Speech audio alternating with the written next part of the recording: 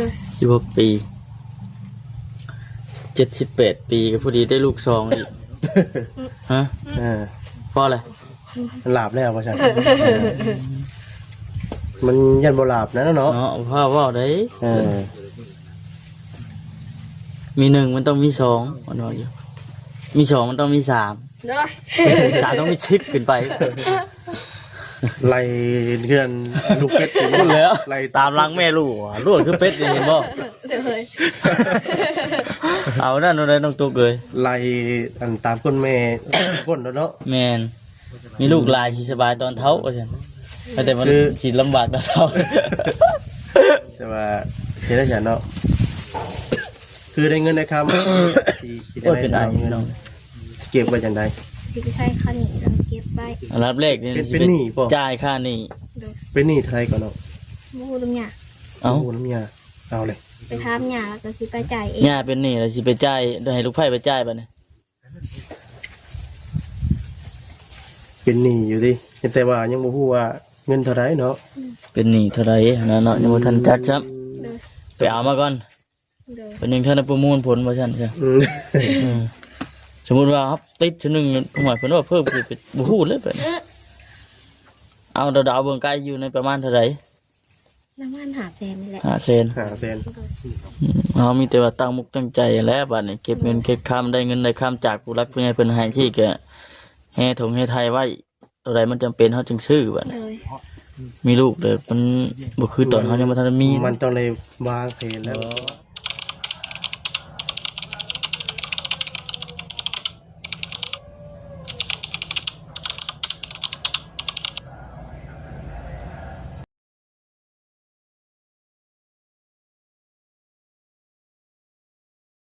เลยเพิ่นสิเอาเครื่องมาให้เพิ่นคนบ้านดงมะแง้วเครื่องเด็กน้อยบ่คนบ้านดงมะแง้วบ้านเกิดของน้องกระตุกแม่ซื้อกระตุกพ่อซื้อไซลูกซื้อลำไยคักแม่อยากมีนามสกุลได้บ่นามสกุลเลยแล้วก็บอกว่าลำไยจะเอาซื้อเพิ่นบ่บ่ได้เด้อเนาะนั่นสกุลเพิ่นลำไยนี่ว่าลำไยให้ต้องคำลำไยให้ต้องคำที่กระซิบตัวได้เนาะได้เนาะลำไยน้องทุกได้คนแรกอยากได้มีคนที่2อยู่บ่พอแล้วบ่พอแล้วหลามแล้วอย่ารอยังไงมีคนที่2อีกให้อันนั้นก่อนแม่เพิ่นมาเกิดนำไปเบิ่งงอแม่แต้วพอจังมาเป็นผู้หญิงเนาะเอาคำเชื่อในเรื่องแบบนั้นความเชื่อส่วนบุคคลเลี้ยงเอาเนาะแต่เพิ่นยังเลี้ยงเฮาใหญ่เอาก็เลี้ยงเพิ่นบัดนี้เนาะแม่คือเห็นคือแบบนั้นแหละแม่นั่นแหละเพิ่นเลิกเฮาก็ได้ถามเป็นยังไงแหบคอเอาถามเพิ่นว่าจะขึ้นไล่ก่อนนะเนาะเอาถามเพิ่นว่าเจ้าคือมันไปเกิดน้ำเอื้อเตถามตอนไหนน่ะความฝันอ๋อรุ่นแบบก็เลยตอบว่าโบอยากเกิดน้ำใหญ่อยากเกิดนอกอยากเกิดน้ำน้องทุกน้องแต่น่ะเป็นจังได๋เพิ่นน่ะโอเคอยู่บ่เพิ่นย่างได้แล้วย่างได้แล้วบ่ดีแล้วซั่นเนาะเพิ่นย่างไปทั่วบ่เลยแท้ดีว่ายินได้เนาะดีว่าอยู่ใช่ไม่เท่าอยู่บ่คนละใช่นะโทษดินกันอยู่บ่โทษดินโทษคุยอยู่บ่โอ้ยังมีคาดอยู่เนาะมีเลขเด้เนาะย่ำหนาวนึงคือบ่เพิ่นหนักเอาออกให้กระดูกจอดกันก่อนนะแล้วจอดกันก่อนว่าเก่งอยู่ได้ทันหมอเพิ่นก็ได้เนาะเก่งอยู่ยังมาเก่งอยู่ได้เข้าเดียวดึงเข้าไปห้องเพิ่นก็จับแข้งจับขาก็เฮ็ดจังซี่เฮากันได้บ่จักทีมหยังได้นะเนาะในความรู้สึกตอนนั้นน่ะตอนเจ็บตอนปวดน่ะโหบ่ได้จักอายเห็นบ่เนาะเขาก็อายได้เนาะเห็นว่าบ่จักอายแล้วมันเจ็บเนาะที่ว่าอยากเอาออกให้แล้วจ้ะหมอหมอกูใช่หมอผู้บ้าให้มันจักเนาะโดยน้องเกิดอายนี่ได้เนาะหมอไม่ยิ่งไงเหรอ เหนื่อยก็มาจับมือเหนื่อยก็มาจับตีนเหนื่อยก็เอาเสือผูกมือไว้โอ้ยใจเสีย พ่อมาเมื่อแรกนี่เนาะ เด้อ เออ โอ้ยก็โทรมาเลยเนาะอยู่หมอนี่ค่ะ โอ้สั้นไปก็สิอยากไปห้องหมอเนาะคำโปเจ็บบ่เป็นคือว่าแล้ว บ่าวคนหนึ่งเป็นมาจับหัวเลยคนหนึ่งก็มาจับมือไว้ เอ คน อ หนึ่งแบบคนหนึ่งแบบมาใส่สโลมให้แนมถุงสโลมนี่แต่น้ำเกลืออ้าว เออใส่ฮอตสะโลม เพราะว่าเลื่อนเขาจางนี่เนาะ อืม สโลมน่ะนี่นี่ทงหนึ่งอยู่ห้องหมอนั่นทงหนึ่ง สั่นเป็นเอาไว้เนาะมีแต่จังใดก็คุยกับทางบริษัทดีประคำต่อมา โดย เบิ่งๆนะ ยังสิลงพุ่นอยู่บ่นะน้องตุ๊กจัก ยังสิลงอยู่แน่นอนลูกอยู่พุ่นเนาะ มีแต่หมุดเถอะเนาะ คือว่าเนี่ย ยังบ่ได้เห็นหน้าลูก แม่น ทุกจำเนาะ ว่าง่ายๆก็อยู่นี่น่ะมีแต่อันพ่อเราแล้วก็แม่เราหั่นเนาะมาอยู่นี่นี่แหละพี่น้องเนาะมื้อนี้ก็คือว่าเนี่ยถือว่าโดนเติบเนาะ โดนเติบ แต่กี่พุ่นบ่ได้มีโอกาสเข้ามา ถือว่าได้เลื่อนเติบแล้วพอบ่ได้เข้ามาทางน้องตุ๊กเอ้ยเนาะ มารอบนี้เพิ่นนั้นจนคลอด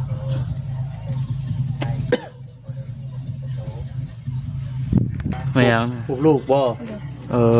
อ ใช้เออ เป็นว่าบ่สิได้เบิ่ง คือพ่ออยู่ เบิ่งสิเบิ่งใกล้ๆก่อน พี่น้องเอ้ยกำลังขี้ไล่โตเนาะ แม่นจักโลน่ะ จักโลน้องตุ๊ก 3 โล ปอ อ๋อโธ่ 3 โล ลึกแท้คือว่ากินแต่อันหน่อไม้แบบลุงลูกก็ได้ เนาะ คือว่า คือว่า มีน้ำหนักแท้เนาะ คือมาช่วงนั้นคือว่าเห็นแต่แกงหน่อไม้ก็มันหน่ออ้อย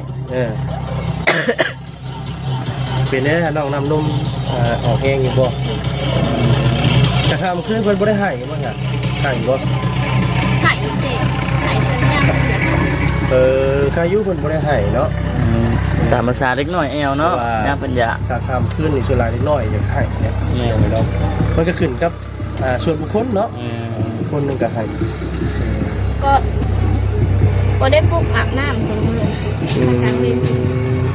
เป็นผู้อาบน้ำคายุเพิ่นก็ออกเกิดมาเพิ่นก็ให้เลี้ยงสบายเนาะครับเพราะ ต ว่า อนเกิดมาตอนอีกน่ะถ้าท่านหัวเพิ่นไหายอยู่ อืม เพิ่นเกิดมาตอนอีกถ้าท่านหัวเพิ่นไหายอยู่ แต่ว่าหัวยังได้ไหน โอ้เมื่อ บัดนี้คือตอนแรกนี่แม่นลูกนอนน้ำน้องตุ๊กบ่ตอนเว้นซี่น่ะแม่นอยู่น้ำย่าแม่นบ่ ยาเพิ่นเบิ่งให้ เบิ่งซอย อ้าวสมมุติว่าเจ้าบ่ได้ขึ้นมาพี่เลยอยู่พุ่นบ่ เจ้าอยู่พูนบ่แล้วเฮือนซ่านนี่ค่อยๆจะนอนแท้ พ่อก็แม่ พ่อกับแม่ พ่อกับแม่เรา โอ้คือน้องตุ๊กนี่เป็นนอนอยู่น้ำย่าเพราะว่าลูกพูดเนี่ยเนาะว่าไงคือยาเลี้ยงซอย เอายางมาเล่นอยู่ดอกเมื่อวาน บัดปัญญามได้บัดนี้สิขึ้นมาอยู่พี่บัด มันบ่มีคืนบ่มีไผ มีฟืนมีไฟ เลย ก็เลยต้องไปอยู่พุ่นก่อน มีน้ำนี่ เริ่มไปนอนอยู่พุ่นตั้งแต่อันคลอดลูกพุ่นบ่ ออกมาห้องหมอ ออกมาแต่ห้องหมอปกติน่ะเจ้านอนอยู่นี่อยู่แล้ว หามือ ตะกี้อะนะ แสดงว่าเทียบท้องแล้วแมันอยู่บ้านหลังนี้เรือนหลังนี้เดี๋ยวเจ้าของเองเลยครับ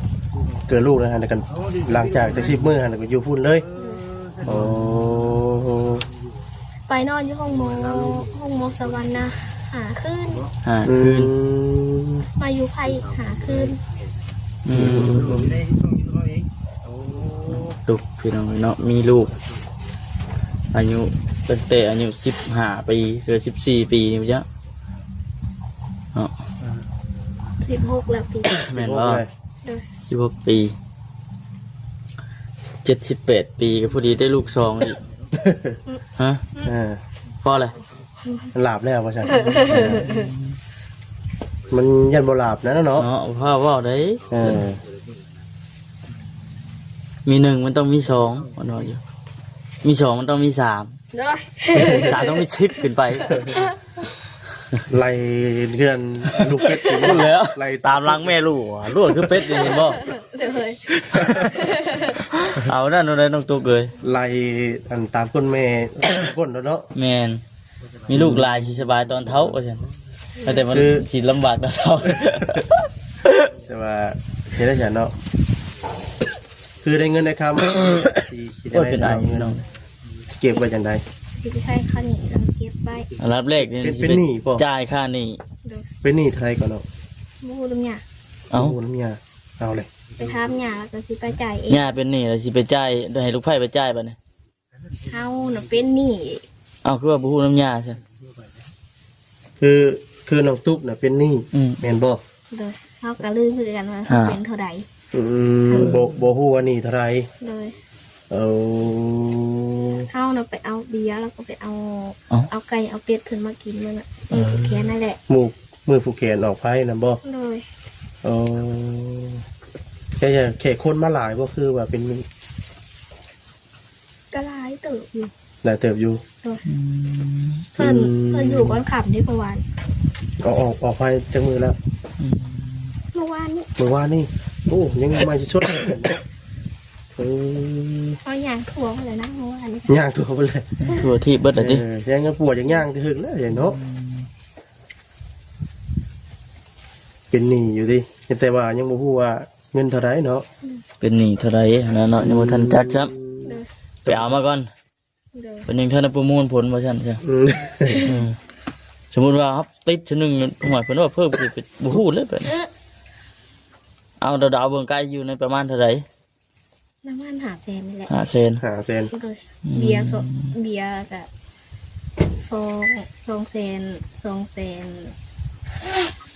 ร้าดิ อืม ตั้งหนึ่งผัด ว่าง่ายก็เอาจัดงานเด็กน้อยว่าซั่นซะพอได้ผูกแขนอันต้อนรับควันแบบนี้บ่ ผัดเบียร์นี่ เบียร์ซองล่างแล้วก็ตัวเป็นแก๊สนะแก๊สหนึ่ง อืม มันมีใบจดไว้อยู่ อืม มีบินอยู่ เลย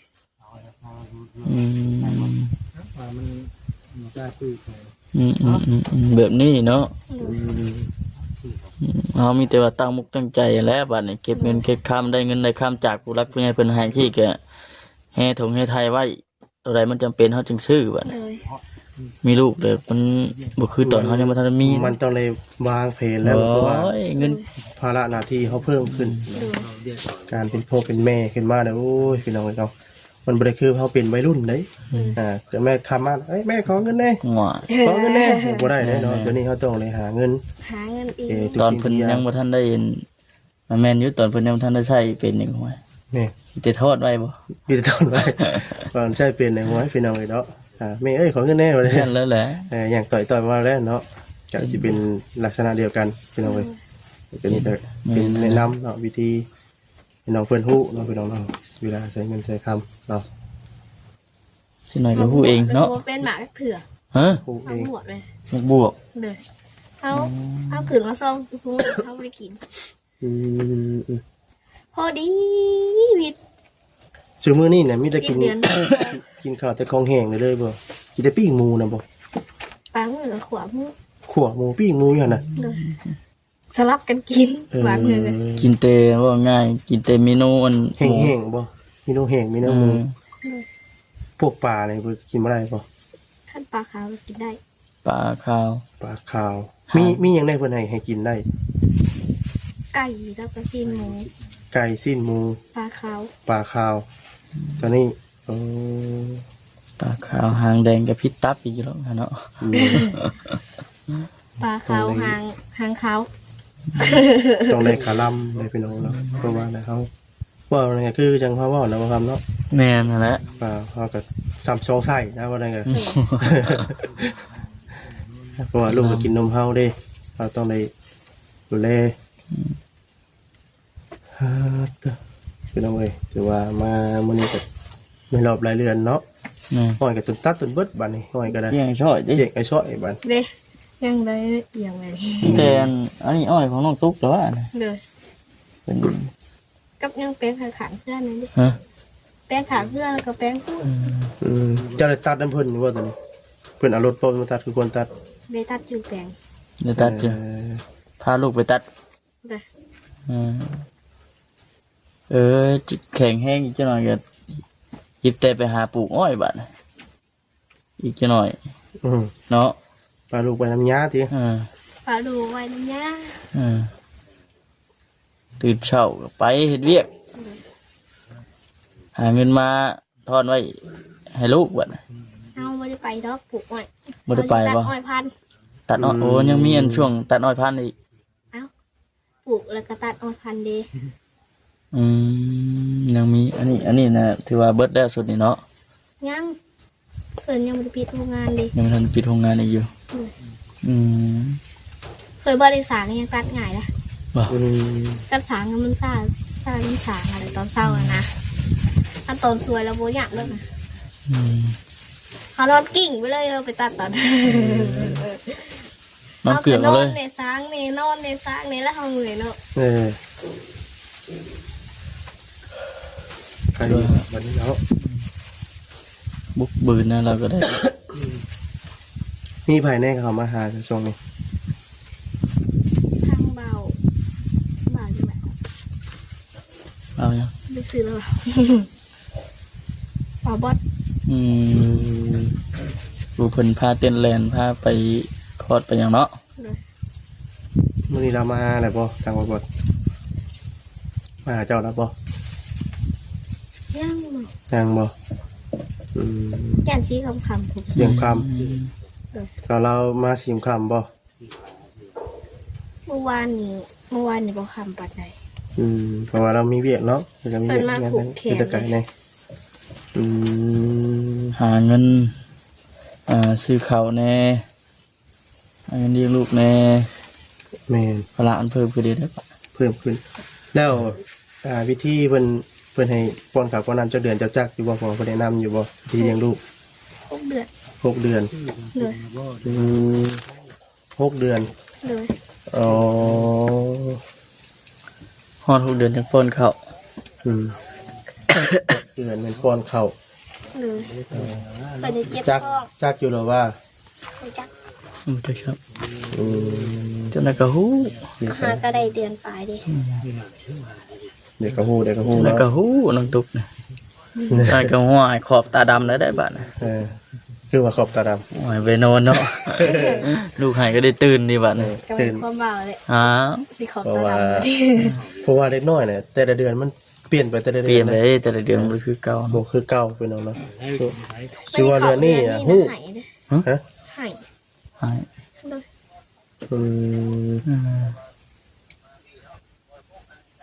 ผัวได้ฮะเอาซอยอยู่บ่ อุ้มสวยกันยังไงเลยคนหนึ่งอุ้มคนหนึ่งไหนแต่คนหนึ่งอุ้ม เป็นได้เพลงอยู่บ่ผัวกับเพลงอยู่บ่ลูกคนแรก เขาท้าแบบเขาปุ๊เพิ่นว่ามาเอานะก้อยมาเอานะก้อยเหอะเอาโทรพอถามเพิ่นมาแบบมือน่ะมันหายแห้งเด้ โทรไป โทรพอของน้องอะ เออ ลืมครอบบอกแม่เขาเด้ ลืมครอบแม่ เพื่อนเพิ่นให้วันคืนค่ะบ่ได้นอนวันคืนเอาก็ไปค่ะหัวก็มานั่งเผาอย่าง ธรรมดาเนาะพอใหม่แม่ใหม่ยังบ่ทันได้จักปานใดที่ก็คือกันเลยพี่น้องเนาะจะมีผู้บอกผู้แนะนำบ่เฒ่าไม่เฒ่าผู้ย่าแหละผู้เพิ่นหาน้ำร้อนมาก่อน แม่นผู้เพิ่นก็เคยเลี้ยงดูมาก่อนเนาะผู้มีประสบการณ์ว่าไงกันส่วนหลายเฮาก็สิอยู่นำพ่อนำแม่หรือว่าคนญาติพี่น้องใกล้เคียงเนาะเพิ่นมีความรู้เพิ่นก็แนะนำ ศึกษามานำพี่น้องเอ้ยเนาะเพราะว่าเฮาทุกสิ่งทุกอย่างเฮาบ่ได้ฮู้ได้เนาะเนาะก็ต้องได้คำแนะนำจากผู้ใหญ่เนาะบ้านใกล้เคียงเคียงพี่น้องเนาะพี่น้องเอ้ยจ้ะว่าวันนี้กินข้าวแล้วบ่ใช่ วันนี้เจ้าสิกินข้าวก็ยังมื้อนี้น่ะ กินแล้วบ่ข้าว ยังแล้วเนาะ ยังไม่ได้กิน เลย เลยคือสิประมาณนี้แหละเด้อ โดย มื้อหน้ามื้อไหนเพิ่นก็มีโอกาสได้สิเข้ามาเยี่ยมมายาม เอามีแต่มีผ่าอยู่บ่เนาะเว้นสิกลับเนาะ ไปเวียกต่อแล้วเฮาก็ได้เนาะ เราไปเวียกต่อพุ่นแหละ การหน้าโอกาสใน ไปหาน้องกัน น้องคือน้องจัน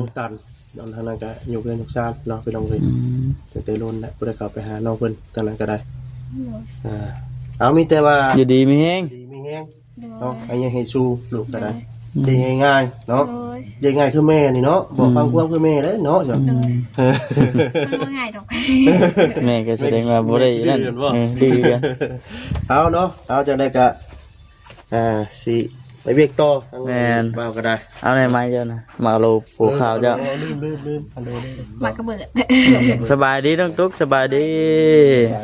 เป็นน้องเนาะน้อง ไปพี่น้องเลยเนาะไปพี่น้องเลยเนาะคือชิ้นอันนี้แหละทำมาคำกันเลยมาหยิบมายามเบิ่งเอาน้องตุ๊กเป็นโคตรลูกไม้ประชันครับพี่น้องเลยเนาะถือว่าเอากำออกไฟแล้วแล้วก็มีทางผู้ใหญ่เพิ่นแน่เนาะฝากเงินมาทำมาจิตเพิ่นเป็นสะพานบุญให้พี่น้องเลยเนาะแต่กระทางแม่ป้าวิพรเพิ่นก็สดซอยพี่น้องเนาะคือทางบ่คำนั่นก็ทางแม่ป้าวิพรเพิ่นซอยเรื่องเสาพี่น้องจังได๋ก็ขอบมุณขอบใจขอบบุญขอบคุณหลายๆเด้อทางแม่ป้าเพิ่นที่สดซอยมีน้ำจิตน้ำใจเนาะเอื้อเพื่อแผ่นะว่าง่ายก็ได้ขอให้อยู่ดีมีแห้งเฮ็ดหยังก็ขอให้เจริญรุ่งเรืองก้าวหน้าต่อไปอย่าเจ็บอย่าจนเด้อเนาะป้าพี่น้องสิจบคลิปก่อนบ่คำก็ได้อยู่ดีมีแห้งคือกัน FC เนาะสบายดี